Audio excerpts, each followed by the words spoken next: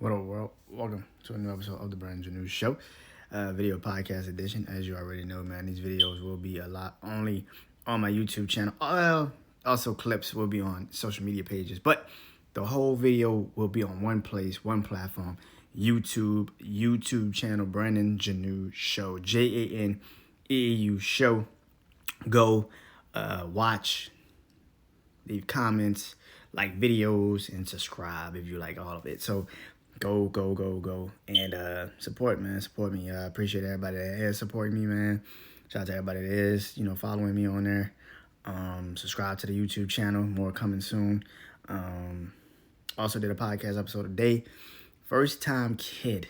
Yep. Go listen to the episode to see what it's about. I'm not gonna tell you here.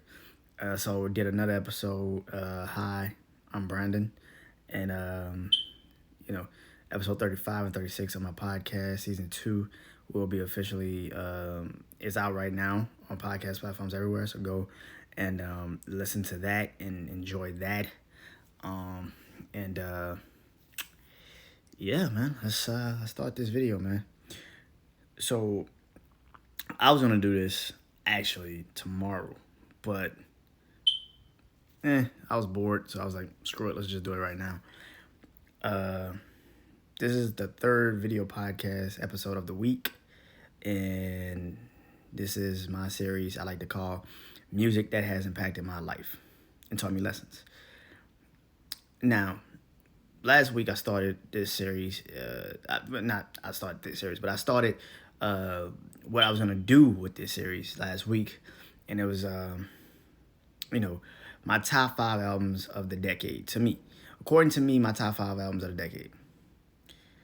So last week I did Rick Ross's Mastermind project. I thought it was one of his best projects he's ever done. Really looking forward to his new album coming soon. Richer Than I Ever Was. I think that's what the name was. The name of the project was. But this week, still the same top 5 albums of the decade. But today's album is one of my favorite artists. Rick Ross is one of my favorite artists, but another one of my favorite artists that I truly have nothing but, one of my favorite artists that I truly can say his music has really impacted me. Went to his show 2018, I think. I know it was before the pandemic. When his last album came out, Divide. I know he's working on his new album. If you know what I'm talking about, you know who I'm talking about. If you listen to his music, Sheeran,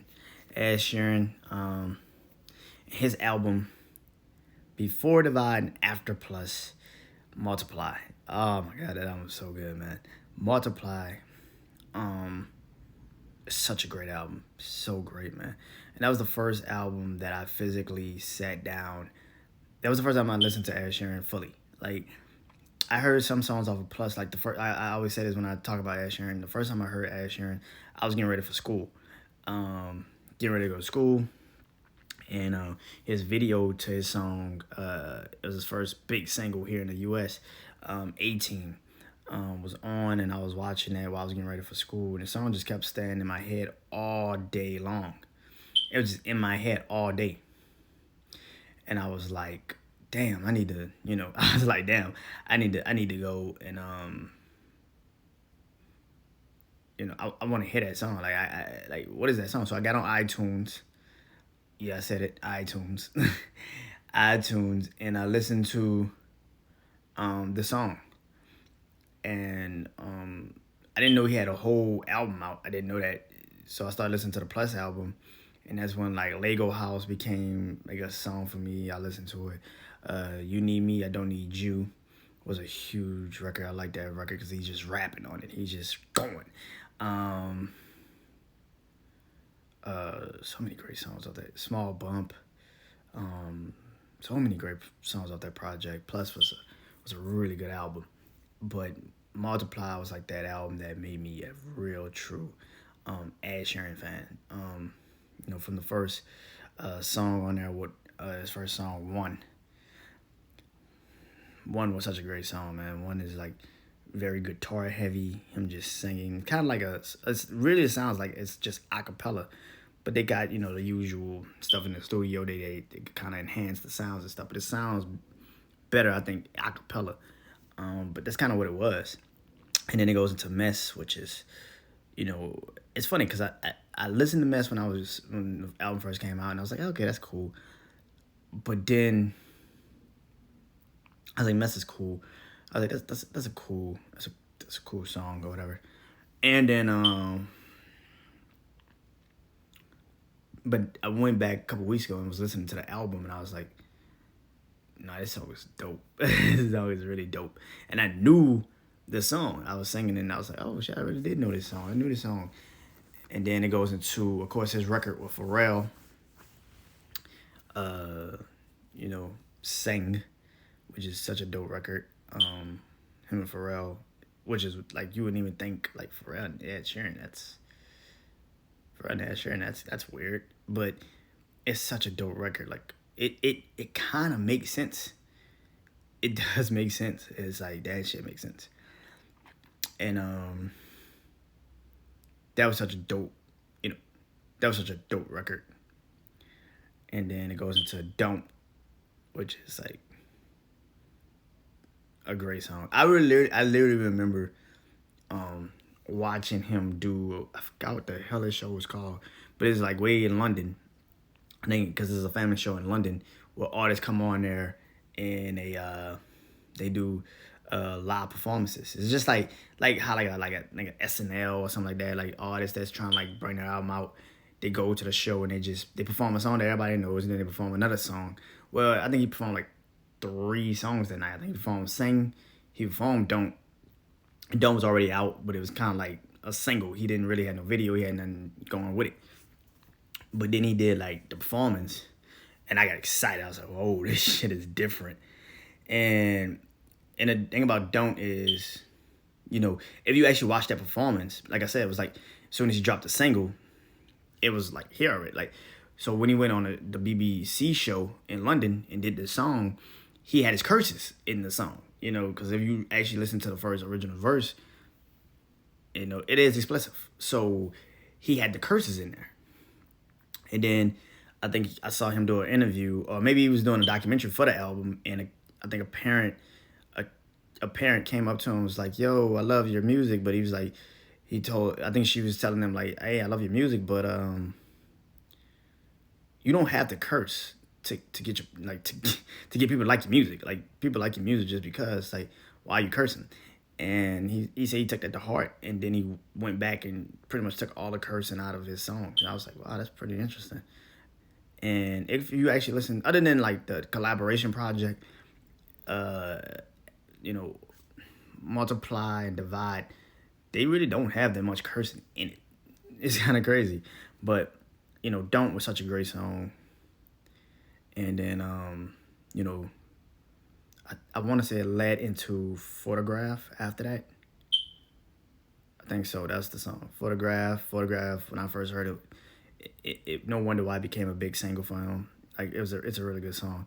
The video is very, cool too, man. Then, I think it's either,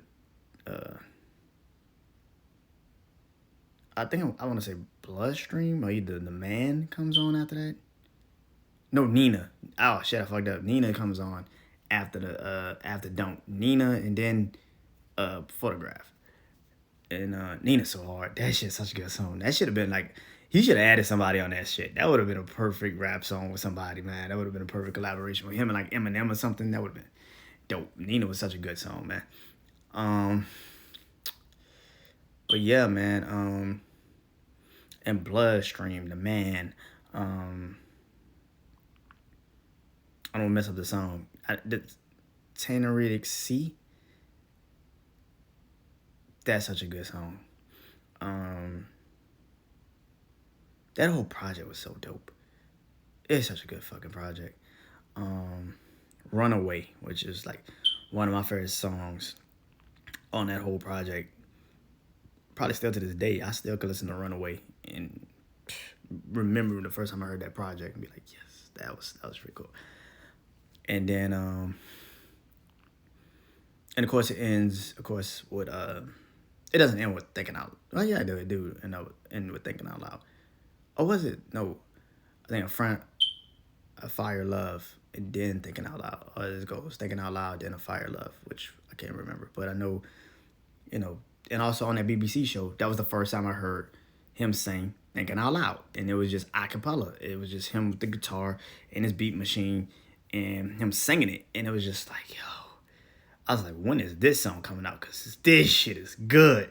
And I remember like listening to that song, and the moment I heard it, I was like, I knew it was going to be a big fucking single. Now, with the guitar riffs and everything, like I said, I wish he would have kept it like one with thinking out loud, because when he performed it on BBC, just the guitar, no riffs, no nothing, just him, guitar, like the beat machine, and the crowd, it was like, man, this shit is different, man. Like, this dude's different. And I became a fan. And thinking out loud, I literally remember when he performed Thinking Out Loud on that show. And I was like, yo, this shit is different. This shit is different. And he performed it, man. And it was so good, man. And then, of course, one of my other favorite songs on there is Fire Love, which is such an amazing song, man. Like, if you know the project, you know what I'm talking about. And then you got bonus tracks.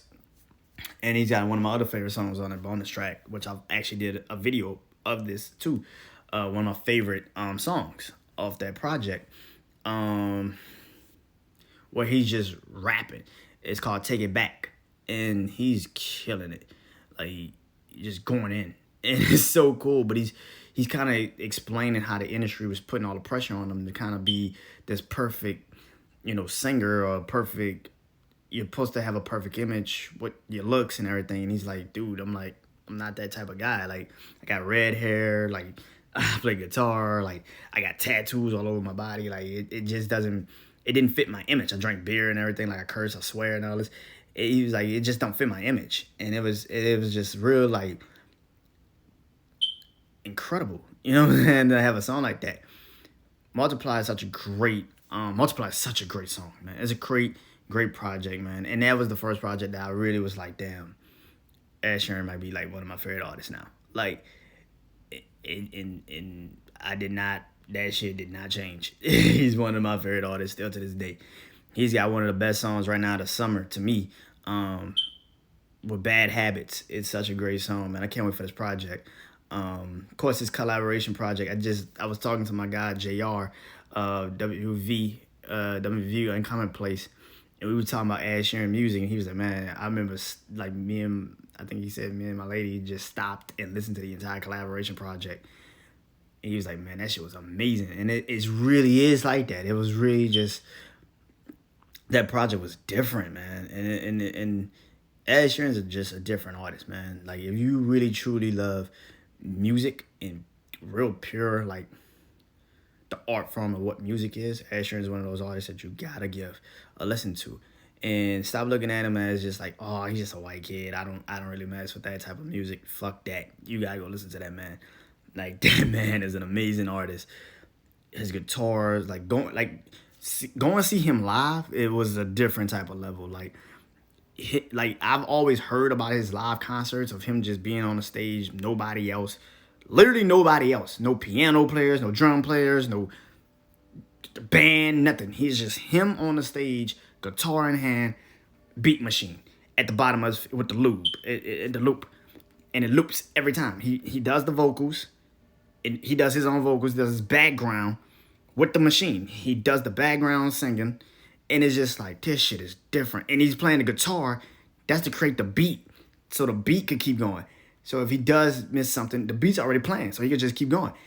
It's the fucking craziest experience I've ever seen in my life. That shit. It might have just been me and my mom. I think we were like the only two black people there, but I was super at home with that song, that fucking concert. Seeing him perform, all of his hits, it was just amazing, man. That was a really cool concert. And I'm starting to realize I'm starting to really enjoy concerts where the artist could just perform their albums and not really have to worry about trying to do collabos or anything like that. Because I enjoy that. Like, I go to J. Cole shows. J. Cole just does his albums. He don't really do a lot of collabos. He don't really throw a lot of old shit into it. He just does the album fully. And that's probably why I want to go to see Off Season, because the project out here that he just did, this project Off Season, it sounds like that. It just sounds like an album as a concert that you could just go and listen to him rap and get the gist of what it is. And the same thing, man. And I think that Ed Sheeran's one of those artists. You know, to see him perform like he performed, it was incredible. It was an incredible moment. So, like I said, man, I'm looking forward to this album. If you haven't listened to Bad Habits, go listen to it. It's a dope song. And also, go listen to X. Go listen to Multiply. Go listen to Multiply. Go listen to Plus. Go listen to Divide. Go listen to the collaboration project that he did. Number 6, I think it's called. Yeah, man. Ed Sheeran is one of my favorite artists, and there's a reason for that. And Multiply is the reason, man. So go listen to the project. Go listen to him. One of my favorite artists. And I'll talk to you guys tomorrow. Yeah, tomorrow. Peace.